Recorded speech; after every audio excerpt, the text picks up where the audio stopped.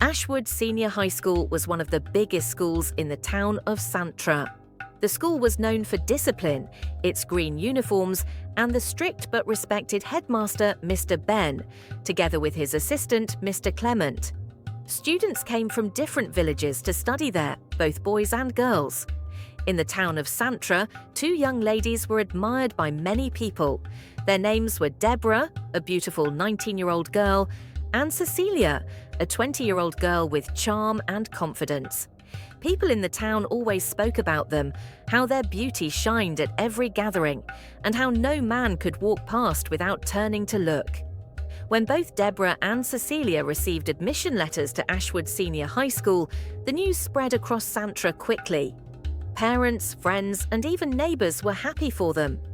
On the opening day, the two young ladies dressed neatly in their new school uniforms and walked together to the headmaster's office.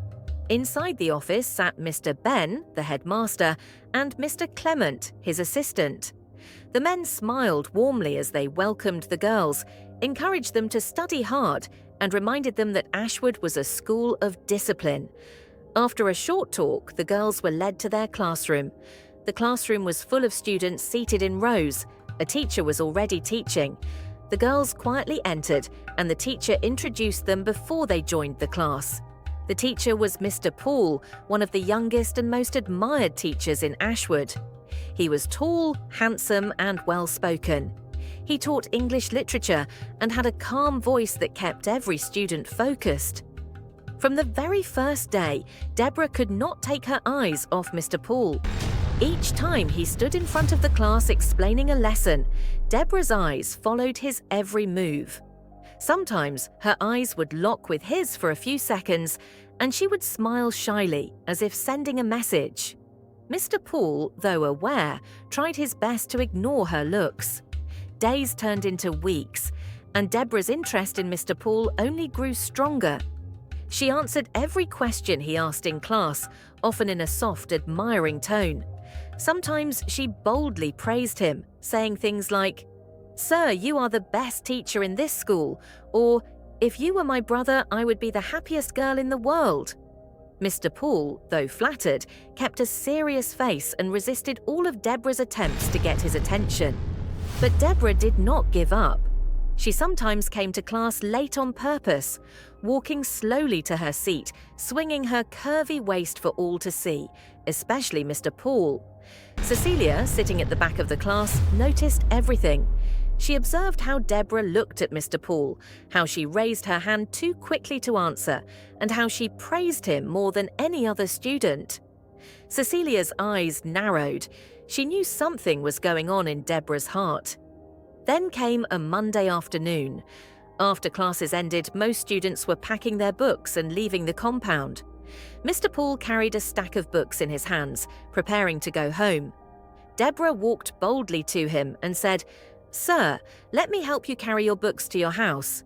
Without waiting for an answer, she took some books from his hands. At the far end of the building, Cecilia was also leaving. But when she turned her head, she saw Deborah and Mr. Paul standing close together, talking softly. Cecilia froze in her steps, her eyes burning with jealousy. She stared at them, shocked and angry, as if the whole world had betrayed her. Something dangerous was unfolding at Ashwood Senior High. Cecilia froze where she stood that afternoon, her eyes burning with jealousy. From a distance, she could see Deborah standing beside Mr. Paul, carrying his books and smiling at him. Cecilia's heart raced, her face tightened, and she felt as if the whole world had betrayed her. She could not accept that Deborah was already growing close to the teacher she admired. When she got home, Cecilia entered her small room quietly.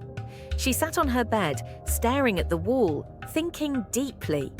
She loved Mr. Paul too, but now it looked like Deborah was leading her. Her heart grew heavy. That night, Cecilia planned silently in her mind. She told herself she would not allow Deborah to take the teacher completely.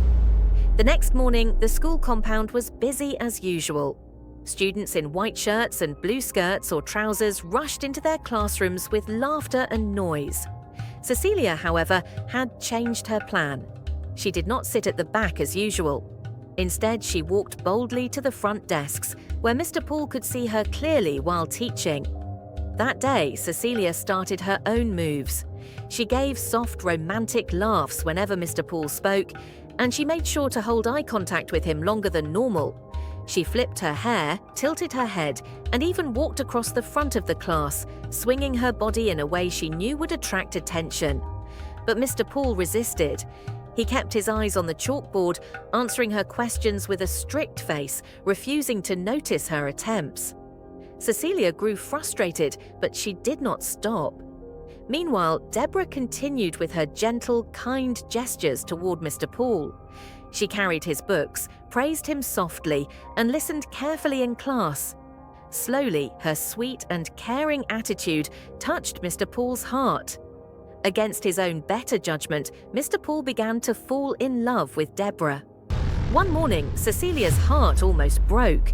She saw Deborah arriving at school, walking straight from Mr. Poole's house. Deborah carried his books proudly, walking with a soft smile. Cecilia's face turned pale with shock. Panic and jealousy filled her heart. She realized Deborah had already captured the teacher's love. That afternoon, Cecilia went to Deborah's house. She tried to act as a friend. They sat together, and Cecilia asked casually about Mr. Poole. Deborah, feeling proud and excited, opened her heart. She boasted about how she had won Mr. Poole's love. She explained every detail, how he cared for her, how they met secretly, and how he now trusted her deeply. Cecilia listened in silence, but her heart was burning like fire. When she returned home that evening, Cecilia could not eat. Her face was dark with jealousy. She decided she would do something to turn the story around. The next morning, Cecilia took a sheet of paper and wrote a short letter. On the top, in bold writing, she captioned it, "I am Cecilia. I know your secret." She folded it neatly and, when no one was watching, slid it under the office door of Mr. Poole. Later, when Mr. Poole came to school, he reached his office door and saw the folded paper lying there. He picked it up, opened it, and read the words. His face changed immediately. His hands shook. Fear rushed through him. He now knew that someone, Cecilia, had discovered his secret relationship with Deborah. And in that moment, Mr. Poole realized his life at Ashwood Senior High School might never remain the same again.